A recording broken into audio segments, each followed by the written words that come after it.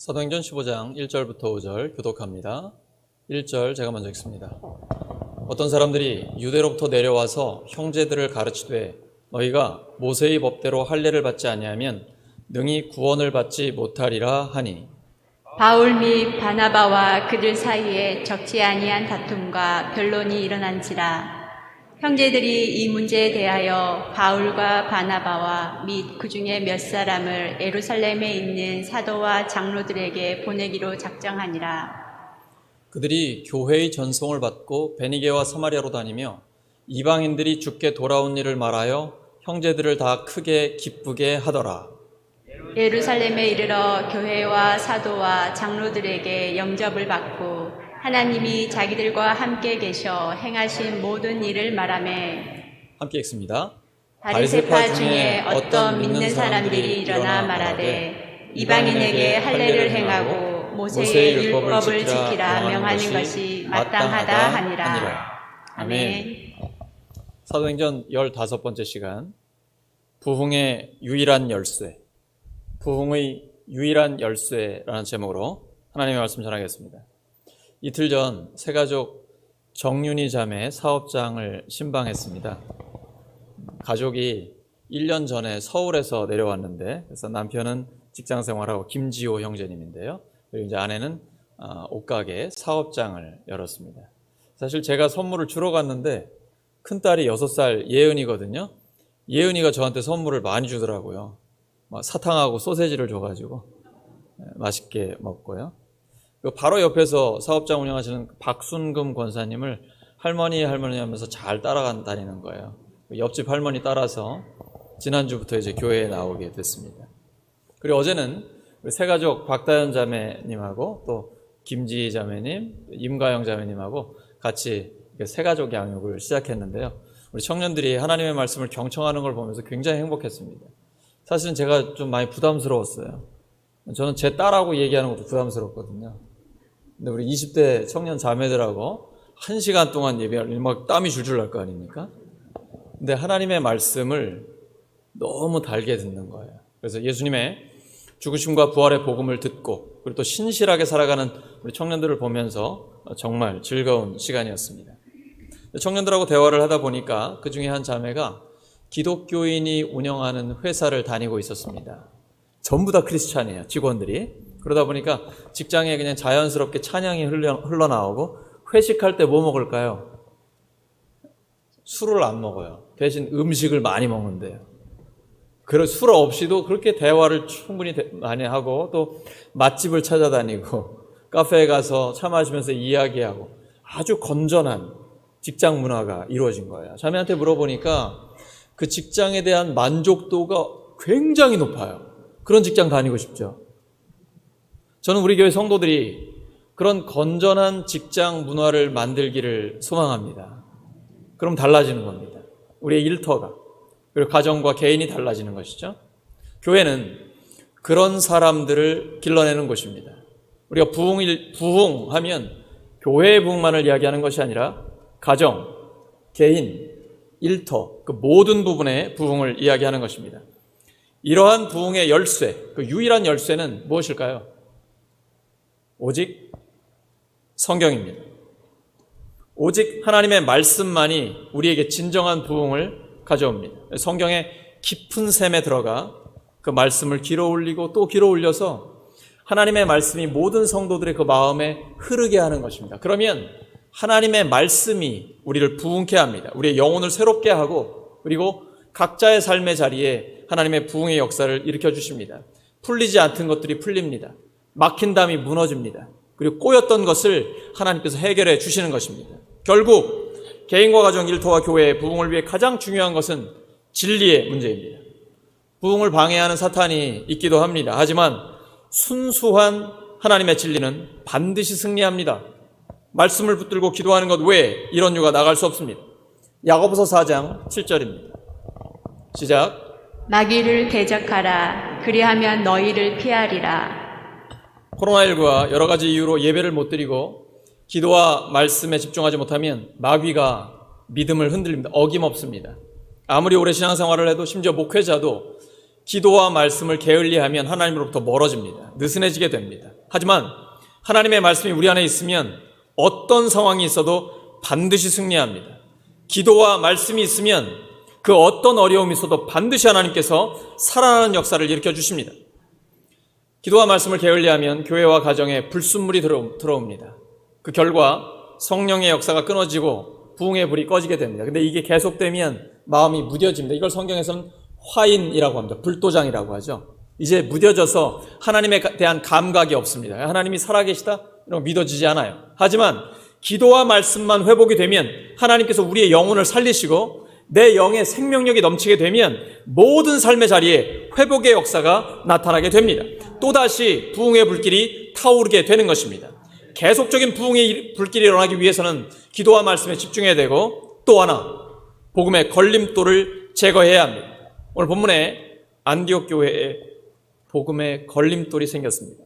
어떤 사람들이 구원의 문제에 예수님 외에 다른 조건을 붙인 것입니다. 본문 1절 띄워주시기 바랍니다. 사도행전 15장 1절입니다. 시작. 어떤 사람들이 유대로부터 내려와서 형제들을 가르치되 너희가 모세의 법대로 할례를 받지 아니하면 능히 구원을 받지 못하리라 하니 예수님 외에 다른 조건을 붙인 것입니다. 이것이 바로 복음의 걸림돌이죠. 할례를 받고 율법을 지켜야 구원받는다는 거예요. 예수님 믿는데 그 외에 또 다른 조건을 붙인 것입니다. 하지만 이것은 진리에 어긋나는 것입니다. 이건 진리가 아니에요. 다른 복음입니다. 예수님이 오셔서 율법의 요구를 이미 다 이루셨습니다. 십자가의 죽으심으로 우리의 죄값을 대신 치르고 부활하셨습니다. 만약에 그렇지 않다면 이방인들이 모여있는 안디옥 교회 성도들은 구원받지 못했다는 것이고 그들이 선교하는 것은 구원이 없는 사역이라는 뜻이 됩니다. 그럴 리가 없습니다. 우리도 다 이방인인데요. 우리 같은 이방인이 할례와 율법 준수를 통해 유대인이 되지 않아도 예수님을 믿기만 하면 하나님의 백성이 될 수 있습니다.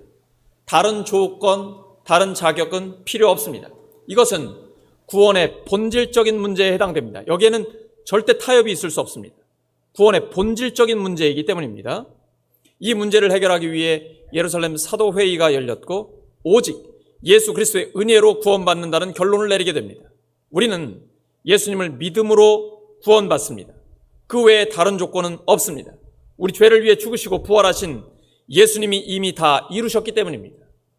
이와 같이 교회와 가정에 어떤 심각한 문제가 생겼을 때 여러분은 먼저 누구에게 물어보십니까? 사람에게 물어보십니까? 아니면 하나님께 여쭤보십니까? 근데 우리가 보통 그 문제를 잘 알고 있는 전문가에게 또는 능력 있는 사람에게 의뢰하기가 쉽습니다. 하지만 진정한 지혜는 먼저 하나님께 여쭤보는 것입니다. 하나님이 대답하실까요? 물론 하나님이 좀 과묵하시고 침묵도 많이 하시기는 합니다. 하지만 우리가 구체적으로 하나님께 여쭤보면 하나님이 구체적으로 대답하십니다.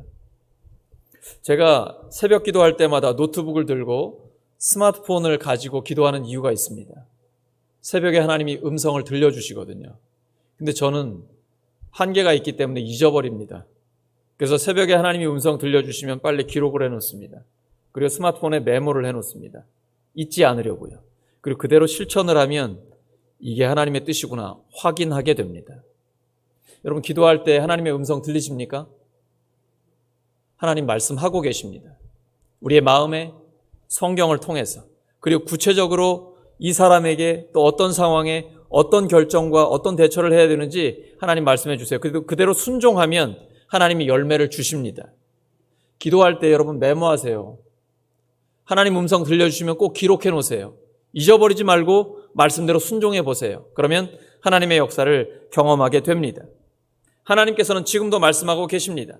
또한 동시에 합심해서 기도하는 것과 또 성도들이 함께 대화하는 것이 필요합니다. 먼저는 하나님과의 소통, 그 다음에는 성도들과 이웃들과 소통하는 것이 중요합니다. 이때에 하나님의 뜻을 선명하게 알 수 있습니다. 왜냐하면 이미 예수님을 믿는 사람에게는 성령님이 함께 하시기 때문입니다. 성령이 아니고는 예수님을 주님이라고 고백할 수 없습니다. 고린도전서 12장 3절이죠. 그래서 성령께서 우리의 생각과 말을 통해 하나님의 뜻을 나타내 주시는 것입니다. 우리 모두에게는 성령님이 계시기 때문입니다. 이것보다 더 확실한 증거가 어디에 있습니까? 예수님을 믿고 예수님의 뜻대로 따르려고 하는 마음 누가 주시겠습니까? 성령님이 우리 안에 계시기 때문입니다. 그러면 우리의 말과 우리의 생각을 통해서 그 성령의 뜻을 나눌 때 서로 소통하며 더 풍성하게 하나님의 뜻을 구체적으로 확인할 수가 있는 것입니다. 우리는 하나님의 말씀을 묵상하고 서로 나눔으로써 충분히 하나님의 뜻을 깨달을 수 있습니다. 하나님은 하나님 나라의 일에 우리를 동참시키십니다. 하나님 나라의 주인공으로 삼아주신 것입니다. 어느 때 보면 교회에 막 달려오는 분들이 있어요. 씩씩하게 걸어오는 분들이 있어요. 아, 이분 진짜 하나님 나라의 주인공이구나. 교회의 주인공이구나. 그 생각이 딱 듭니다. 누가 시켜서 하는 것이 아니라 기뻐하면서 자원해서 하나님 나라의 일을 하는 것이죠. 우리는 하나님 나라의 종업원이 아닙니다. 그냥 시키는 일을 하는 사람이 아닙니다. 하나님께서는 우리가 기뻐하며 하나님의 자녀로서 하나님의 일을 감당하기를 원하십니다. 우리는 하나님 나라의 종업원입니까? 아니면 하나님 나라의 자녀입니까? 옆 사람에게 물어봐 주시기 바랍니다. 당신은 종업원입니까? 자녀입니까?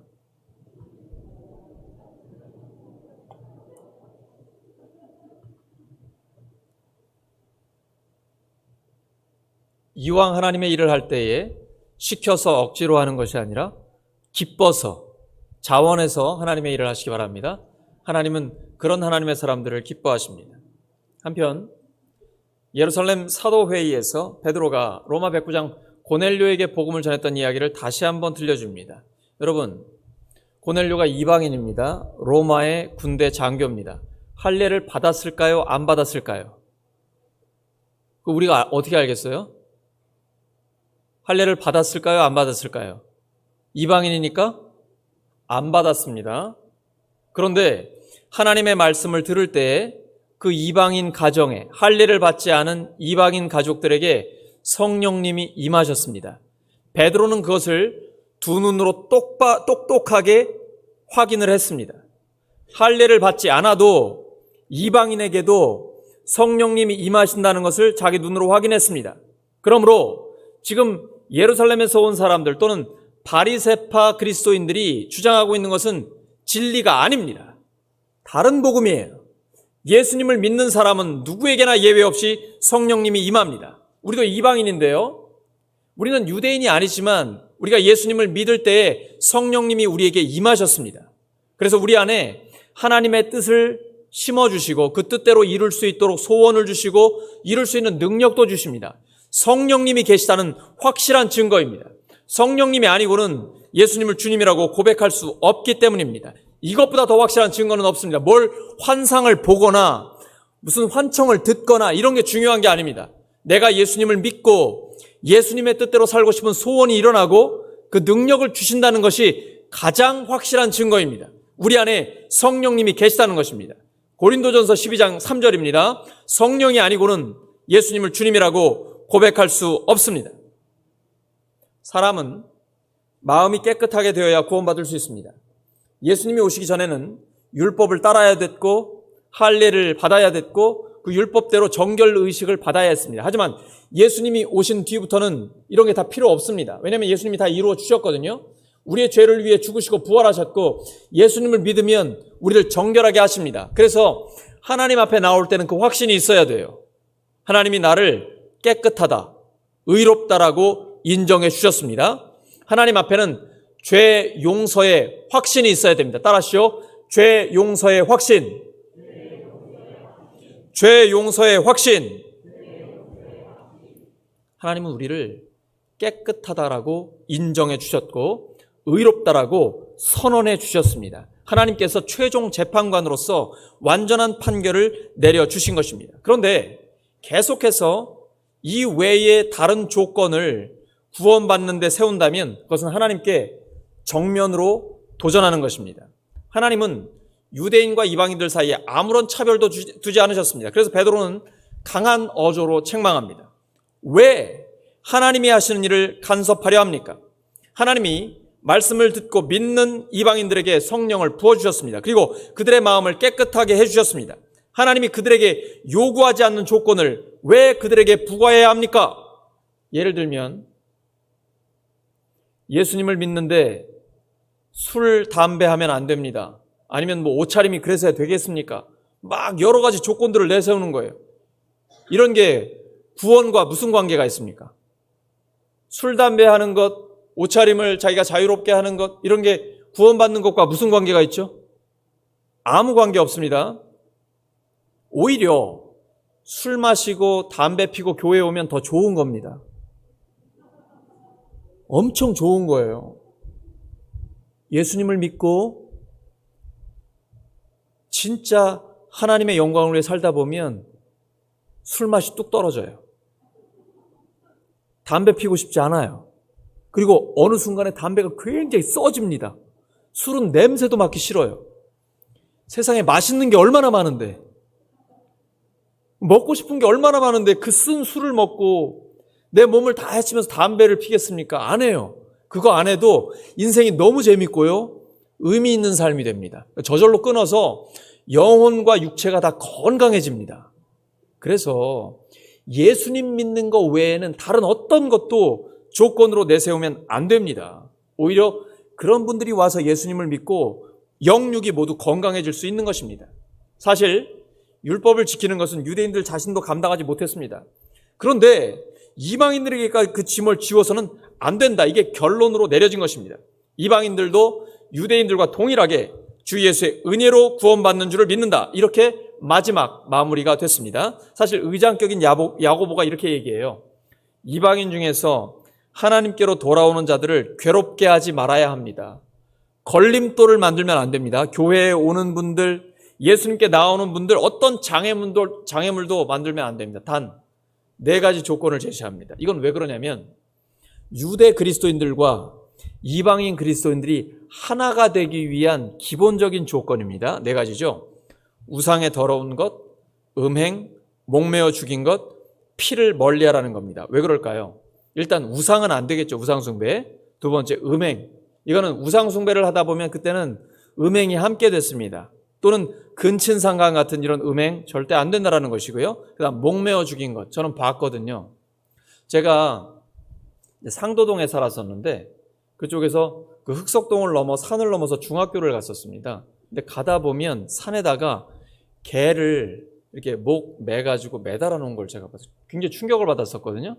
근데 어른들이 그걸 아마 나중에 이렇게 처리하려고 하셨던 것 같아요. 근데 목매서 이렇게 짐승을 죽이면 피가 빠져나가지 못하잖아요. 그래서 살에 다 그게 고이게 되죠. 그러면 살 고기를 먹을 때 피를 같이 먹게 되는 것입니다.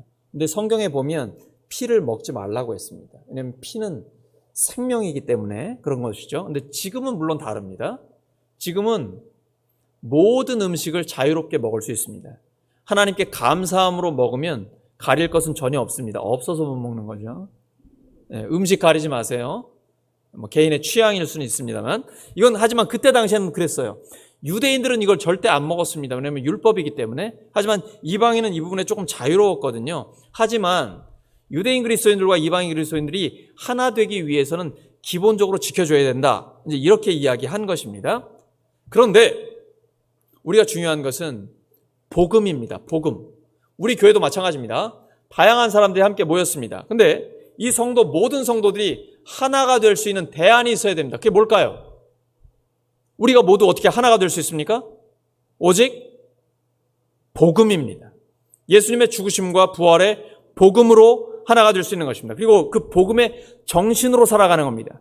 차별 없이 사람을 존중하고 대가를 바라지 않고 도움을 베풀며 섬김을 받기보다는 섬기는 삶을 살아가는 것입니다. 이것이 복음의 정신입니다. 이렇게 살면 가정과 일터와 모든 삶의 자리가 완전히 달라집니다. 그래서 기쁜 소식이고 좋은 소식입니다. 복음. 복음의 정신으로 살아가면 교회 전체가 하나가 될 수 있는 것입니다. 성령 충만한 교회는 서로를 존중하며 자유롭게 자신들이 생각하는 하나님의 뜻을 나눕니다. 서로 의견이 다른 사람들 간에 앙금이나 원통함이 남지 않도록 절충하고 타협합니다. 우리 성도들 간에는 또 가족들 간에는 이런 게 남으면 안 됩니다. 앙금이나 원통함이 남아서는 안 됩니다. 그래서 절충과 타협이 있어야 됩니다. 가장 민주적인 공동체가 바로 교회 공동체가 되어야 합니다. 복음으로 하나 되어 구원의 문제와 같은 본질적인 문제는 타협하지 않지만 그 외에 비본질적인 것들은 대화와 타협과 절충을 통해서 하나가 될 수 있는 것입니다. 역사적 전통과 새로운 사역, 이 부분에 있어서 균형을 이루어야 됩니다. 우리 교회는 전통교회와 또 가정교회가 혼재되어 있습니다.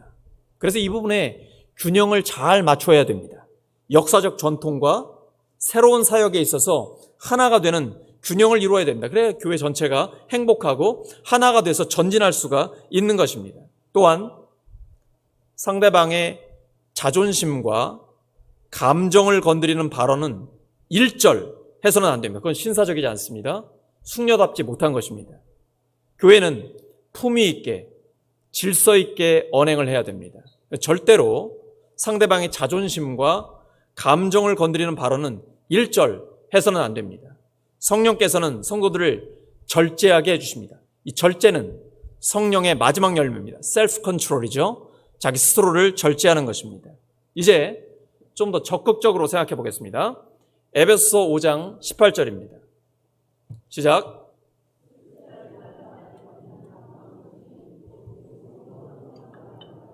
술 드시는 분들이 참 좋아합니다. 술 취하지 말라. 술 취하지 말라고 했지 술 먹는 거는 괜찮다는 거죠. 근데 술을 먹으면 필름이 끊길 때가 있죠. 잘 모르시는군요. 그럴 때가 있습니다. 분명히 시간은 지나갔는데 기억이 하나도 안 나요. 이거를 제가 어떻게 이렇게 잘 알까요? 네. 술 먹고 필름이 딱 끊기면 시간은 지나갔는데 기억이 안 나요. 이걸 방탕이라고 하는 겁니다. 술 취하지 말라 이는 방탕한 것이니 라는 것이죠. 이렇게 시간을 죽이고 허송세월하는 일을 하지 말라는 것입니다. 우리에게 남은 시간이 별로 없습니다. 사도 바울은 예수 믿는 사람을 핍박하다가 부활하신 주님을 만났습니다. 그리고 남은 그 인생을 살 때 1분 1초가 아까운 거예요. 그래가지고 달려가는 거예요. 하나님이 부르신 부름의 상을 향하여 표대를 어떻게 하면 영혼을 구원할까, 사람을 살리기 위해 달려가는 거예요. 저도 방황을 많이 했습니다. 그래서 또래보다 조금, 동기들보다 조금 늦게 제가 목사 안수를 받았어요. 그래서 얼마나 소중한지 몰라요. 1분 1초가. 저는 그냥 이 강단에서 살고 강단에서 죽고 싶어요. 그래서 이 강단에 설 때 마지막 기회라고 생각해요. 어쩌면 이 자리에 하나님의 말씀을 듣는 또는 복음을 듣는 마지막 기회에 있는 사람이 있을 수도 있어요. 여러분 실제로 그렇습니다.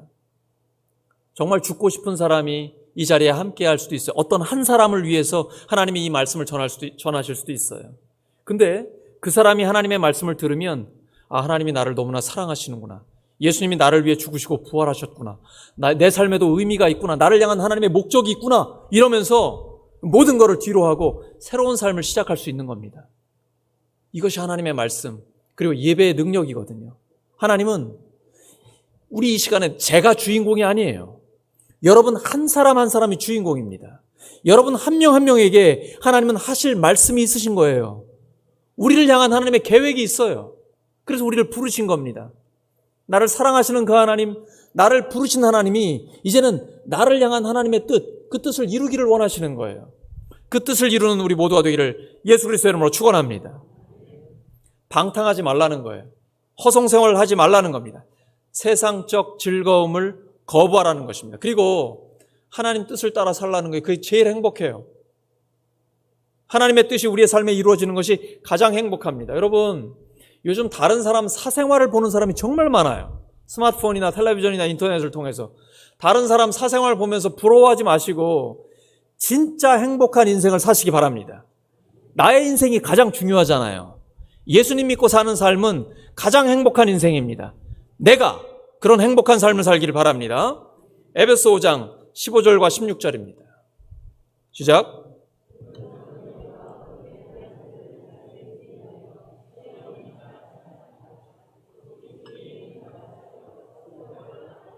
세월을 아끼라 지혜 있는 자같이 하라. 성령 충만하면 분별력이 생깁니다. 내가 지금 무엇을 해야 되는지, 내가 어디에서 와서 무엇 때문에 살며 어디로 갈지를 명확하게 알게 됩니다. 그래서 세월을 아끼게 돼요. 하나님 영광을 위해 매 순간을 최선을 다해 하나님의 사람답게 살고 싶어집니다. 완벽하게 살고 싶어요. 근데 그렇게 살 수 있는 사람이 누가 있겠어요? 하지만 알고는 있어야 합니다. 예수님이 산상수훈에서 말씀하셨습니다. 하늘에 계신 너희 아버지의 온전하심과 같이 너희도 온전하라. 이게 완전하라는 얘기입니다. Be perfect. 완벽하라는 얘기예요. 우리가 어떻게 완벽하게 살겠어요? 하지만 알고는 있어야 됩니다. 그냥 대충 살다가 죽으면 천당 가는 게 그게 다가 아닙니다. 하나님은 우리에게 하나님 앞에 온전한 삶을 살라고 도전하고 계십니다. 그래서 끊임없이 그 하나님의 말씀대로 사는 것, 이것이 바로 우리가 갈 길입니다. 믿음의 선한 싸움이고 이것이 우리에게 주신 사명을 따라 사는 것입니다. 사도행전 20장 24절입니다. 시작.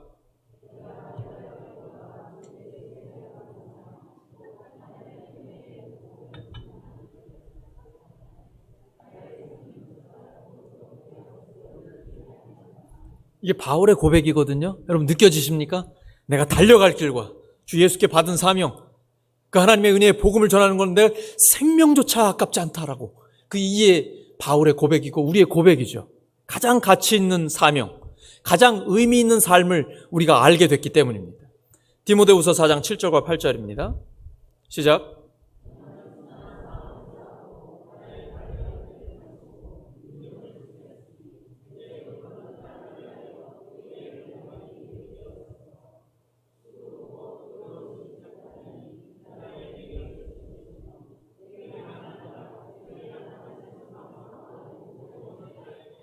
이렇게 예수님을 먼저 믿고 가장 의미 있는 삶을 살고 달려가고 있는 우리만 그렇게 살면 안 되고, 우리가 만나는 모든 사람들에게 우리의 입술로, 또 우리의 삶으로, 그리고 우리의 헌신과 섬김으로 더 많은 사람들을 살리기를 소망합니다.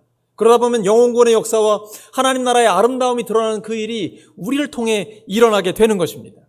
이제 예루살렘 회의의 결정을 갖고 바울과 바나바, 유다와 실라가 함께 안디옥 교회로 향합니다. 그 결정은 만장일치로 된 것입니다. 그리고 더욱 중요한 것은 그것을 성령님이 친히 인정하셨다는 것입니다. 교회 지도자들은 자기들이 결정해놓고 이렇게 얘기합니다. 성령님과 우리가 함께 결정했다라는 겁니다. 우리도 마찬가지입니다. 우리가 사무총회에서, 직원회에서 또는 당회에서 어떤 결정을 할 때 우리가 한 게 아니고 성령님이 우리와 함께 했다, 이렇게 말하는 겁니다. 왜 그러냐면 너무나 분명하거든요. 성령의 감동을 받고 있고 성령의 감독을 받고 있다라는 확신이 있기 때문이에요. 그래서 결정은 우리가 하는 것 같지만 우리가 하는 게 아니라 성령님이 하셨습니다. 그 성령님과 우리가 함께 했습니다 라고 담대하게 외치는 거예요. 하나님은 우리를 동역자 삼아주셨거든요. 그래서 특별히 영적인 지도자들, 우리 크리스찬 한 명 한 명은 이 부분에 확신이 있어야 됩니다. 내가 성령의 감동을 받고 있고 성령의 감독 아래에 있다라는 것입니다. 그리고 나서 이제 바울과 바나바가 1차 전도 여행을 통해 개척한 그 교회들을 다시 한번 방문하면서 그들을 이제 도와주려고 합니다. 그런데 위로자 바나바는 1차 여행 때 무단 이탄을 했던 마가도 함께 간다라고 얘기합니다. 이 사람은 사람을 세우는 사람이고 다시 기회를 주는 사람이거든요. 근데 바울은요, 대쪽 같은 사람이에요. 야, 무단 이탈한 사람을 어떻게 믿을 수 있냐? 하나님의 일을 어떻게 그런 사람과 함께 할 수 있어? 절대 안 된다라는 거예요. 누가 맞습니까? 바나바예요, 바울이에요? 둘 다 맞죠. 제가 목사로서 성도님들과 이렇게 대화를 하다 보면요, 서로 의견이 달라요. 근데 양쪽 다 맞아요. 이때 어떻게 해야 됩니까? 가족도 그럴 수 있잖아요. 둘 다 맞아요. 근데 이게 구원의 본질적인 문제, 어떤 본질적인 부분이라면 타협할 수 없어요. 하지만 비본질적인 문제라 그러면 저는 그냥 내버려 둡니다. 왜냐하면 둘 다 옳으니까. 사소한데 목숨 걸기 싫습니다. 여러분, 사소한데 목숨 걸지 마십시오. 여기에 구멍이 뚫린 게 옳습니까? 아니면 없애버리는 게 옳습니까? 이런 데 목숨 걸지 마세요, 제발. 우리 교회는 큰 그릇, 깨끗한 그릇이 되어야 합니다. 큰 그릇, 깨끗한 그릇이 되어야 합니다. 그래야 하나님 앞에 쓰임받을 수 있습니다. 따라하시죠. 큰 그릇, 깨끗한 그릇. 여러분, 사람이 커야 큰 게 아닙니다.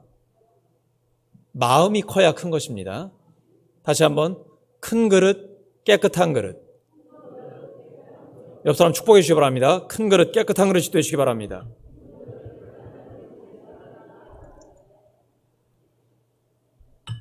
오늘 말씀 정리합니다.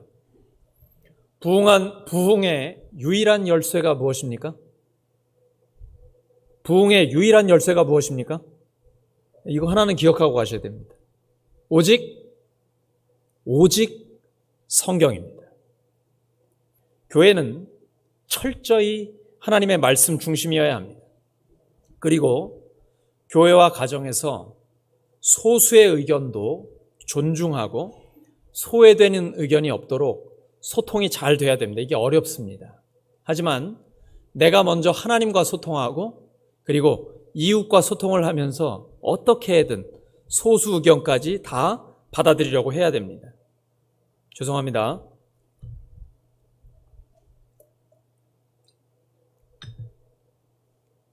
그런데 이렇게 하나님과의 소통 그리고 이웃과의 소통이 원활하게 될 때, 그렇게 노력할 때 분열의 위기는 오히려 일치와 성장의 기회가 될 수 있습니다. 다시 말씀드립니다. 하나님의 말씀을 중심으로 하나님과의 소통, 이웃과의 소통이 잘 이루어질 때 분열의 위기는 오히려 일치와 성장의 기회가 될 수 있습니다. 우리 교회와 가정이 복음으로 하나가 되어 하나님이 기뻐하시는 부흥이 일어나기를 예수 그리스도의 이름으로 축원합니다. 함께 기도합니다. 하나님 아버지, 저희들에게 하나님의 말씀을 주셔서 감사합니다. 부흥의 유일한 열쇠는 오직 하나님의 말씀입니다. 먼저 저희들이 하나님의 음성을 듣고 또 성도 간에, 이웃 간에, 가족 간에 충분한 소통을 해서 갈등과 분열의 위기가 오히려 일치와 성장의 기회가 되게 하여 주시옵소서. 저희 교회와 가정 모든 삶의 자리에 하나님이 기뻐하시는 부흥이 일어나게 하여 주시옵소서. 예수 그리스도의 이름으로 기도드립니다.